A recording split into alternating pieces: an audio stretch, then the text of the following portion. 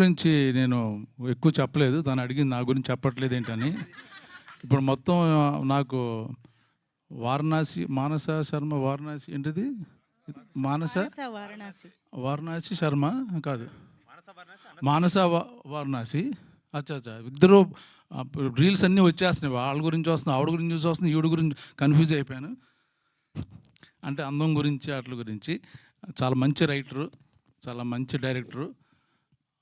అన్నీ ఇలా చేస్తాను ఓకే ఓకే అని ఫైనల్గా తను ఏమనుకోవాలో ఏమనుకుందో అదే చేయిస్తుంది. చాలా మొండిది.